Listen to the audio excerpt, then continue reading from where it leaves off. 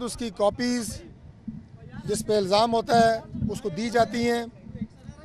और 7 दिन का कम अज़ कम 7 दिन का टाइम दिया जाता है और उसके बाद फ़र्द जुर्म आयद की जाती है। उसके लिए उन्होंने मुख्तलिफ़ अदालतों के फ़ैसले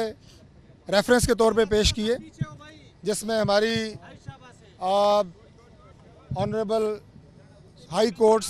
जो मुख्तलिफ़ सूबों की हैं उनके फ़ैसले, आज़ाद कश्मीर की सुप्रीम कोर्ट के फ़ैसले, हमारी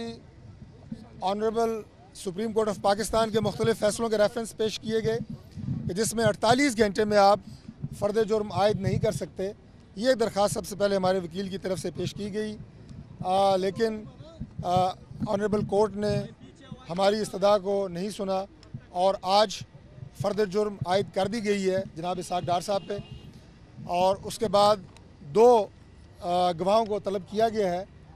4 अक्टूबर की तारीख़ मुकर्रर की गई है, जिसमें जो गवाह हैं वो आएंगे और हमारे वकील इंशाल्लाह उनसे जो भी जरा होगी और जिस तरह आगे होगा इस केस की प्रोसीडिंग्स उसको लेके आगे चला जाएगा। पाकिस्तान मुस्लिम लीग नून की क़यादत मियां नवाज शरीफ साहब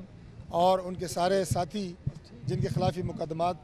दर्ज किए गए हैं, रेफरेंस दर्ज किए गए हैं, आप सब देख रहे हैं कि हम अदालतों का सामना कर रहे हैं, कानून का सामना कर रहे हैं, सिर्फ रूल ऑफ लॉ की बात नहीं कर रहे बल्कि अमली तौर पे अदालतों के सामने पेश हो रहे हैं।